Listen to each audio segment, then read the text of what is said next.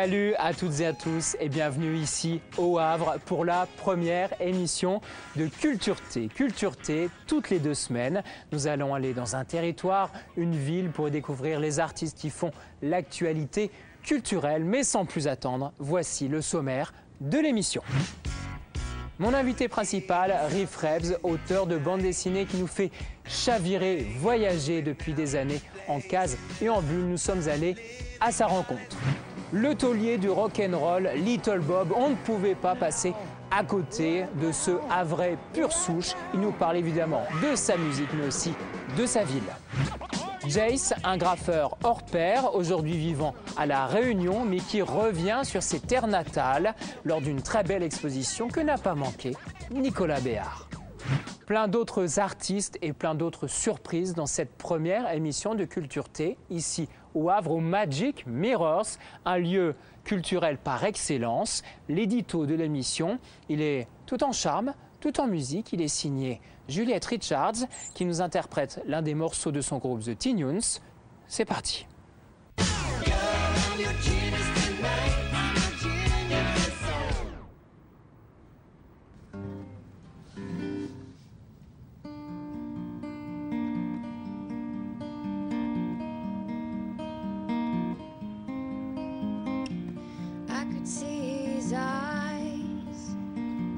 Looking at nowhere, lost in the ocean of his thoughts. Oh, was it thinking or just reminding? My mind wanted to ask, but my voice couldn't do it.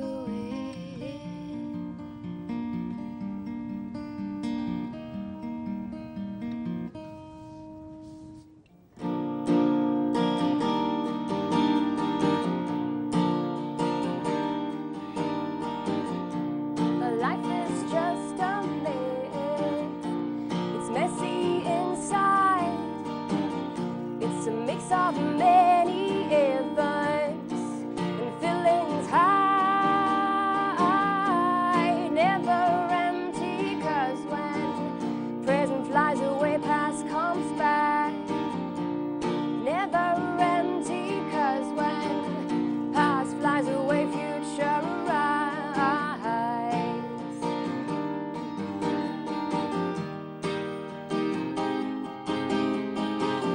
By the other side of my brain, there is this man in jail. Jefferson is now gonna die. Is it him or the judge who committed a crime?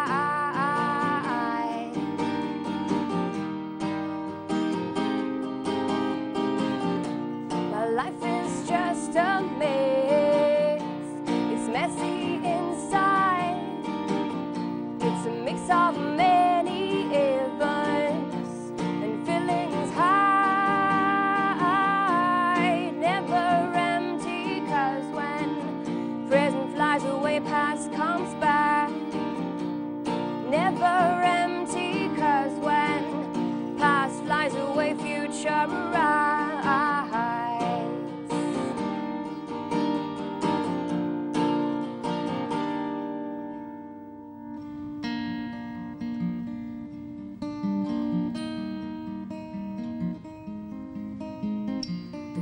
Said you lied to me, but you're the said goodbye, Mr. Wiggins. Tell them I'm strong, and I'm feeling guilty for everything.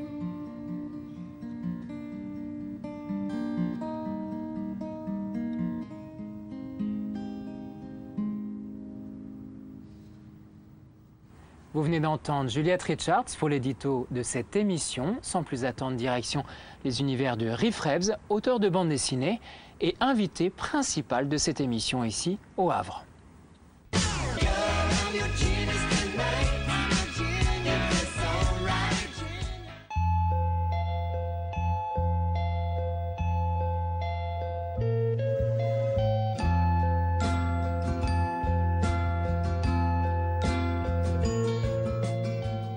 Riff, on est ici dans ton atelier. Oui, tout neuf. Entre Le Havre et Sainte-Adresse, c'est ça À 20 mètres du Havre. Voilà, à la frontière. Juste à la frontière. Bon, voilà. Ta jeunesse au Havre, qu'est-ce que tu en gardes aujourd'hui? Oh, ma foi, beaucoup de choses, mais je sais même pas par quel bout commencer. C'est des bons souvenirs, Le Havre? Ah oui, plein. Ouais. Puis des souvenirs durs. Enfin, c'est une ville dure, c'est une ville ouvrière, c'est une ville prolétaire, c'est une ville de chômage aussi, du coup. Enfin, voilà. Et puis la météo y est parfois rude. À peine. À peine. Mais bon, voilà, donc ma scolarité fut difficile. Enfin bon, T'étais un sale gosse, c'est ça? Pas vraiment, pas le pire, jamais. Pas le pire, Non, mais pas loin d'être le pire. Mais toujours copain avec les pires, par contre. c'est ça. Voilà, mais donc un peu foireux du coup, Ouais. jamais leader, mais par contre toujours dans les coups fourrés. Et la bande dessinée, ça t'est tombé dessus comment? T'avais, je sais pas, il y avait une bibliothèque à la maison ou tu t'es forgé je pense, toi-même comme tes beaucoup lectures? de dessinateurs de ma génération, les parents avaient déjà lu Tintin, j'avais un tonton qui adorait Spirou, et mon père dans son taxi achetait Pilote qui me prêtait de temps c'est en marrant, temps. ça. Ouais. Voilà, et donc j'ai beaucoup baigné là-dedans, et puis j'adorais dessiner, et puis évidemment la proximité avec la bande dessinée, le fait de pas avoir de frères et sœurs aussi, fait que j'étais seul dans des époques sans Game Boy, même sans télé, sans téléphone. Fallait se créer ses aventures. Voilà, il Ouais. fallait jouer, il fallait s'inventer ses jouets, donc du coup dessiner était créer des univers, donc ça m'allait très bien. Et effectivement, l'impact de Maurice ou de Uderzo et de tant d'autres après, Gottlieb beaucoup, ont fait que je les ai beaucoup imités, dessinés, et j'ai rêvé de ça. Mais ça paraissait par contre complètement improbable que ce soit un métier pour moi. Vers quel âge tu C'était ressens trop aujourd'hui, tu comprends vers quel âge ça devenait plus qu'une petite lubie comme ça Vers 15 ans. Ouais. Ouais, vers 15 ans. Bah, je rencontre un gars dans ma classe qui dessinait mieux que moi et qui était vraiment drôle et qui s'appelle HLM de son nom d'artiste. Et encore prolétaire. Et donc du coup, lui était un garçon bien dynamique, très bon dessinateur, et on s'est bien associés tous les deux. Et on a commencé à imaginer qu'il était possible que, vu qu'on se sentait très différents du reste du monde tous les deux, que ça devienne une espèce de métier, quoi. Ça restait quand même improbable vu de l'endroit d'où on venait par rapport à Paris, les maisons d'édition. J'avais aucune idée de comment ces choses fonctionnaient. Comment ça marchait, ouais, c'était... Ma famille me promettait un avenir de poubellier, vu ma scolarité. Donc du coup, mais bon, j'ai commencé moi à y croire vraiment parce que quand on commence à progresser, puis qu'on reçoit des compliments aux familles ou aux copains, et alors on continue d'en faire puisque c'est un moyen de se faire aimer et qu'on n'a pas tellement d'autres. Bien sûr, et d'exister. Voilà, et donc du coup, c'est juste pour trouver l'amour qu'on fait du dessin. Et à quel moment tu prends ton visa pour quitter Le Havre et te dire « Ah, si je veux faire de la bande dessinée, il faut que je me casse d'ici » À 18 ans. Ouais. À 18 ans pour faire les écoles d'art. Vu que j'ai travaillé pas que dans les stations-service, mais aussi sur le port, aussi chez Goodyear, enfin dans l'industrie, tous les étés, avec toutes mes économies, j'arrive à me payer une école préparatoire pour les concours des grandes écoles. J'arrive à en payer la moitié, ce qui était quand même gigantesque pour l'époque, et pour le budget de ma mère notamment, mes parents étant séparés. Voilà, donc je pars à Paris et j'ai avec une faim, une rage de bouffer Paris et d'apprendre à dessiner et de bouffer cette ville. Quoi, et arriver à m'imposer, quoi, voilà. M'imposer, enfin, pas en tant que dictateur, hein, mais d'arriver à prouver que je pouvais vivre du dessin. Tu penses que c'est le fait d'être du Havre, tu le disais, le côté prolétaire, middle class, etc., tu voulais t'imposer? Tu pensais que c'était un milieu, c'est con ce que je veux dire, mais un peu bourgeois, il fallait que... C'est parce que, comment dire, tout le monde était contre moi, il y avait que ma mère. Toute la famille était contre le fait que j'aille faire ça. Donc c'était deux contre le reste du monde, mais le reste du monde c'était ma famille, je ne le connaissais pas le monde. Ouais, mais c'est parfois... mais voilà, et quand je veux dire, Paris est une ville qui engloutit tous les talents de la France et d'ailleurs. Enfin engloutit, qui s'en resserre, qui avale, qui digère, qui jette, qui en reprend, et donc je voulais pas, je voulais que cette ville m'apporte plus qu'elle ne me prenne, voilà. Et donc c'est ça l'appétit, je veux dire, je voulais dévorer cette ville et apprendre des professeurs, et profiter des concerts, et profiter des expositions, et profiter des rencontres, et tous les autres gens que j'ai pu rencontrer sur place, je veux dire, Cromwell, et ma femme Edith, enfin ma deuxième vie a démarré à Paris, quoi. Et aujourd'hui, est-ce qu'il y a toujours le plaisir, l'émotion de l'innocence de la page blanche lorsque tu es devant justement là dans ton atelier? Est-ce que il y a toujours ce plaisir qui est intact? Alors en même temps, il y a les années de métier, bien sûr, mais voilà, l'innocence, elle y est plus. Maintenant, je suis coupable, c'est clair. mais ça, on le savait. Coupable de passion. Non, c'est de pire en pire. Non, j'adore ça. C'est une maladie. Il faut qu'on me freine. Sinon, j'aurais pas de vie sociale. Non, il faut que j'arrête des fois de dessiner pour parler aux gens, pour dire, je vais dire bonjour à la boulangère. Mais sinon, je resterai là à dessiner le pain moi-même et bouffer le papier. Non, je suis grave atteint par le plaisir que j'ai de dessiner. C'est un plaisir intellectuel et physique aussi. Bah, le physique s'en ressent, j'ai plus de vertèbres, j'ai plus de muscles, j'ai plus rien à force d'être assis. Non, mais c'est global, c'est global. Souvent, j'en parlais avec Moebius qui, jusqu'à la fin de sa vie, était vraiment tous les matins sur sa planche à dessiner. Il adorait, quoi. La matière. Et j'ai eu la chance de passer un très joli quart d'heure avec lui, 1 ou 2 ans avant que ce génie nous quitte. Et c'est ce que j'ai senti chez lui. Je me suis dit, mais il est toujours aussi atteint par sa passion du dessin. C'est merveilleux. C'est un gamin, quoi. C'est un gamin. Mais j'ai croisé Herman il n'y a pas très longtemps à un festival à Strasbourg. Il me dit, t'as vu, Rive, j'ai encore changé de style pour mon nouvel album. Et je ne sais pas exactement à quel âge il a, monsieur Herman. Mais quelques années. Mais franchement, je me dis, c'est bon de voir des vieilles idoles comme ça, qui sont gardées des espèces d'enfants cruels, genre mais faut pas faire comme ça, et puis moi je fais, puis qui se penche sur une feuille, qui fait mais c'est quoi t'as fait ça toi? Et c'est drôle parce que je pensais que justement ce mec-là, non. Voilà, et donc du coup ça me conforte dans ma maladie. Tu dis, c'est une bonne maladie. C'est une maladie légitime. Voilà, ces grands malades reconnus justifient mes petites addictions personnelles au crayon, à la gomme, à l'encre.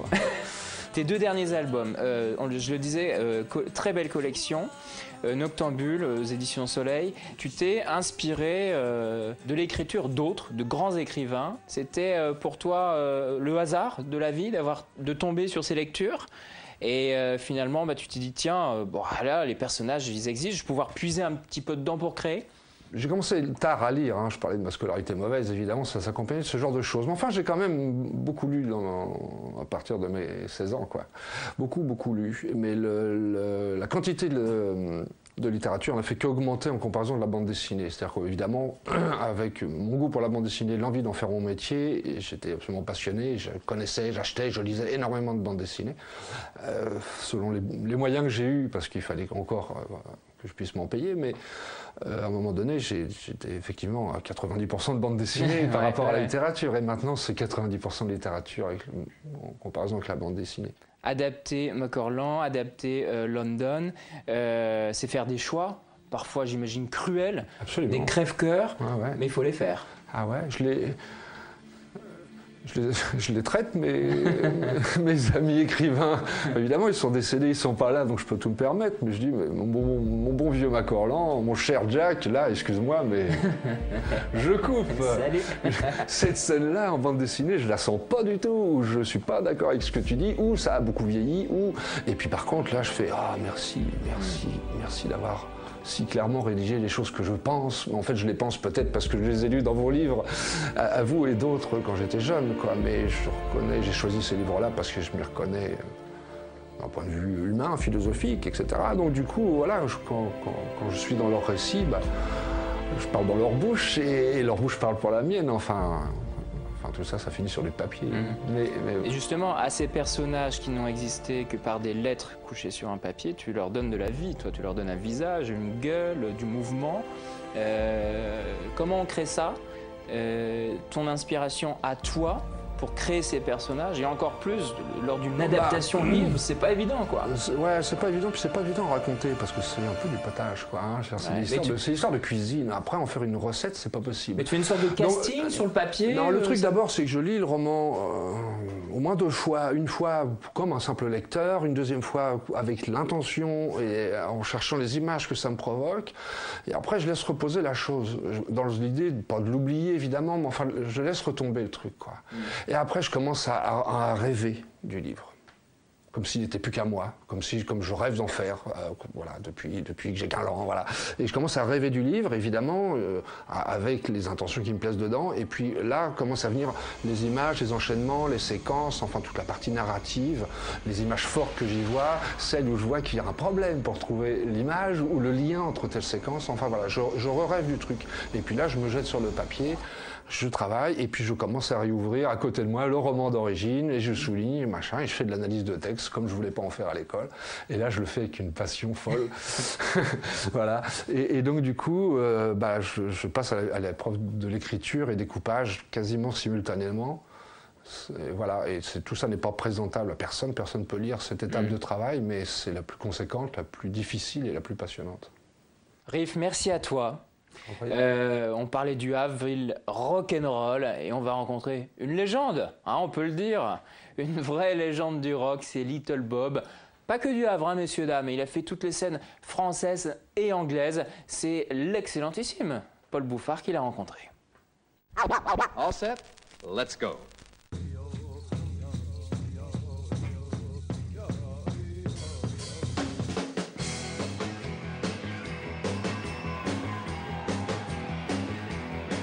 Ah, mais la scène, c'est l'endroit où on s'éclate. C'est l'endroit où on est chez nous. C'est l'endroit où les gens viennent pour avoir un truc qui leur fait du bien. Et c'est ce que j'essaye de leur donner au maximum. Little Bob, c'est plus de 30 ans de scène, une vingtaine d'albums sous le Perfecto. En 75, la Little Bob Story déboule sur la scène rock. Le rebelle ouvre une voie, l'Angleterre est à ses pieds, il enchaîne pas moins de 350 concerts entre 75 et 79. Mais il revient toujours à son premier amour, la ville du Havre. Il y en a qui disent que je suis l'enfant du pays, en fait je suis pas né au Havre. Mais c'est ma ville, quoi. C'est là que je suis arrivé, quand j'étais môme, c'est là où je suis resté. Je préfère vivre au Havre. Je sais pas, je trouve qu'entre la mer et la côte qui est jolie, et puis la campagne et les forêts derrière, c'est bien. Puis en plus au Havre, les avenues sont larges et il y a du vent qui s'engouffre, parce que c'est le vent de la mer, qui s'engouffre dans les avenues, ça balaye les différences.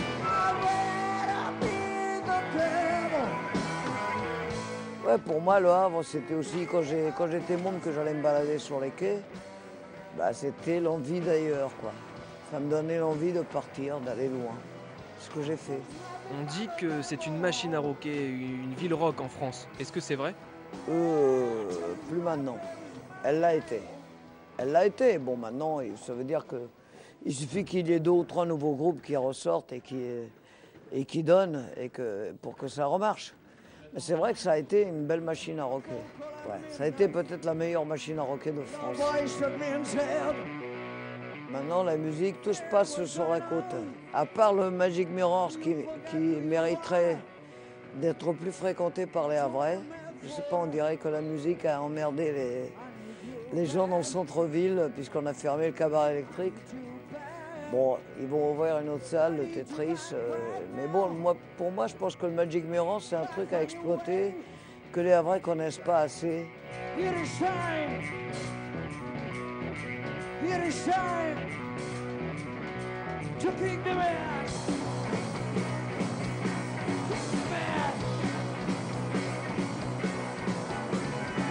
Now, right now, right now, right now. Attention, cette fois, le rocker revient avec du blues à la sauce havraise. Un projet, Little Bob Blues Bastards, et un album, Break Down the Walls, sauvage et bâtardisé. 13 titres mis sur bande en 2 jours, et bien sûr, toujours made in Le Havre. Et on l'a enregistré au Havre, au studio Honolulu. C'est du live, c'est ça, hein? Ah, c'est du live, ouais. C'est du live, mais dans le studio, avec les moyens de studio. En fait, c'est ce qu'on joue sur scène, quoi. Sauf que depuis les dernières dates, les morceaux ont pris de l'ampleur et forcément du son et de la force.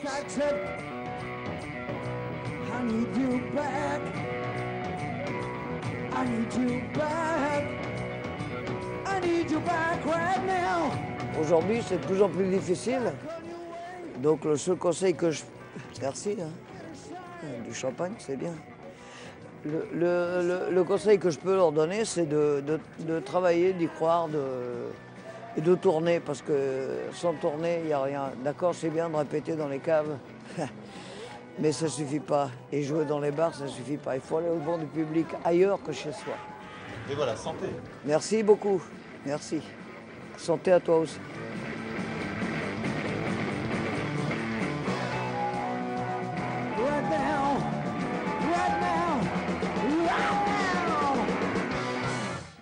Bonsoir. Retour ici au Magic Mirror où s'est produit à de nombreuses reprises Monsieur Little Bob. Une nouvelle fois, bravo à Monsieur Paul Bouffard pour cet excellent portrait. Sans plus attendre, direction le Graff Havrais avec l'excellentissime Jace, un portrait signé Nicolas Béard. All set? Let's go.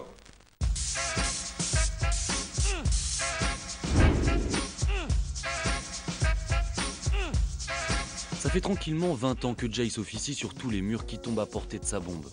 Si son blaze, comprenez sa signature, ne parle pas forcément aux non-initiés, cette petite silhouette, elle, vous dit forcément quelque chose. Un mix entre du caisse à ring et Coco Shaker, baptisé par son créateur, le Gouzou. Moi j'ai commencé en fait à graffer en 89 en écrivant mon nom classiquement dans la plus pure tradition new-yorkaise, quoi. Et au bout de 2-3 ans, je me suis rendu compte que bon, ça se mordait un peu la queue et qu'au final, ça parlait pas à grand monde et que je me perdais un peu dans la masse des autres graffitis, des autres tags qui pouvaient être faits. Je me suis créé ce petit personnage-là que j'ai commencé à placer à droite à gauche dans la rue et les gens l'ont plus facilement identifié et m'ont plus associé à ce personnage plus qu'à un lettrage. Donc du coup, je trouvais ça intéressant, cette interaction qu'il pouvait y avoir avec le public. Il est venu assez intuitivement sur un week-end de dessin et pratiquement dès le début, il avait cette espèce d'embonpoint et de silhouette. Il était plus pâteau et plus statique, on va dire, au début. Puis c'est après, avec l'aisance aussi technique, ça m'a permis de le mettre un peu plus, lui donner un peu plus de vie et lui créer tout un univers autour. Dans les années 90, Jace dénote par rapport à ses contemporains. Leur étau hip-hop a une ambiance plus bad boy. Alors la poésie de ces gouzous fait un peu exception dans ce monde de brut. C'est vrai qu'il y avait une espèce de supériorité parisienne, entre guillemets, de snobisme. Enfin, ce qui était rigolo, c'est que les mecs se disaient graffeurs et pris de liberté, alors qu'ils étaient vachement empreints de code et qu'il fallait faire des lettres comme ça, carrées, avec tel volume, avec tel truc. Et je dis, mais enfin, moi je fais du graffiti dans la rue, c'est déjà pour me faire plaisir et pas pour avoir des codes, des lois et des trucs qui m'imposent de faire ce que j'ai à faire. Enfin, voilà, et donc forcément, quand tu arrives avec un petit personnage avec des petits cœurs autour, avec les mecs qui sont dans l'esprit b-boy, wesh, avec des flingues et tout, forcément, je passe un peu pour un blaireau. Mais c'était pas forcément le public que je voulais toucher, donc ça me dérangeait pas plus que ça. J'ai continué dans ma direction et puis je pense que j'ai bien fait. Et maintenant, voilà, je pense, le milieu du graphe c'est vachement plus ouvert et les gens l'apprécient, quoi. Car depuis, le gouzou a fait le tour du monde. New York, le Brésil, le Japon, la Chine, l'Italie, la Malaisie et j'en passe. Le gouzou s'affiche sur tous les murs, aux 4 coins du globe. S'immisce dans la ville, il s'incruste dans l'urbain et toujours dans un esprit décalé. C'est un petit taquin. Voilà, c'est pas un révolutionnaire qui va vouloir tout brûler ou tout casser. Au contraire, il donne des petits coups de pied de temps en temps pour remuer un peu les gens. Et c'est ma manière à moi d'être vivant, d'être présent et d'être acteur de mon temps. J'aime bien, par exemple, détourner des affiches publicitaires. Et par ce biais-là, je pense que plutôt que d'aller mettre nom à la pub sur une affiche qui, au final, agresse les gens, j'essaye plutôt de détourner le sens premier du truc et de ridiculiser un peu la pub. Et les gens, ça les marque beaucoup plus. Et il y a des pubs que j'ai tournées il y a des années, les gens m'en reparlent encore. Là, la dernière que j'ai faite, c'est il y a 2 mois, qui a fait un peu le buzz. C'était une espèce de grosse saucisse. C'est les charcuteries à La Réunion qui vantaient le porc pays. Et donc, je suis allé lui coller une grosse capote avec le scientifique qui avec son espèce de bâton et ses lunettes, qui recommande le port du préservatif. Et forcément, ça a fait rire beaucoup de monde et ça, voilà. Le Gouzou a maintenant 20 ans et s'il se fait plus rare sur les murs du Havre, la ville natale de Jace, il pullule littéralement sur l'île de la Réunion où il a élu domicile. Il se plaît bien là-bas. Ouais, c'est une bonne base et l'avantage c'est qu'il fait souvent beau, les gens sont assez détendus, ils aiment la couleur, les gens l'ont un peu adopté et donc c'est cool quoi. Voilà, il se sent bien là-bas quoi. Ouais, il est dans son élément. Nouvelle rubrique dans Culture T, c'est Politicard. Je vous invite à une rencontre avec une femme ou un homme politique qui nous parle d'un lieu culturel ou d'une œuvre d'art.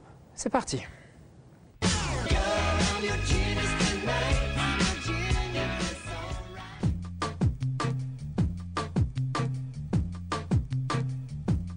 Nous quittons le Havre quelques instants, direction Rouen. Nous allons découvrir le livre des fontaines avec Catherine Morin-Desailly. J'ai choisi le livre des fontaines. Le livre des fontaines est un document très rare, très emblématique de la ville de Rouen. C'est un document technique à l'origine qui remonte à 1525. C'est tout simplement une cartographie de la ville de Rouen et plus particulièrement de ses fontaines, de ses cours d'eau souterrains que, à l'époque, l'échevin Jacques Lelieur, qui était un grand homme aussi politique, qui a marqué l'histoire de la ville de Rouen, a produit pour le compte de la ville. C'était une commande de la ville. Et au fil du temps, ce document unique à l'époque, aucune autre ville en Europe n'avait produit ce genre de document, et bien au fil du temps, c'est devenu une œuvre d'art unique en Europe précisément.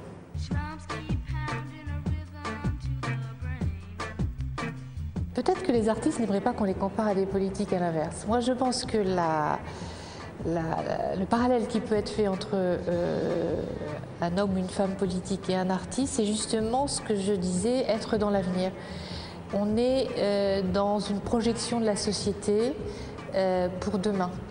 Et c'est une forme de création tout à fait autre, mais c'est en tout cas cette dynamique qui nous projette vers le futur qui peut s'apparenter, trouver une parenté entre les deux.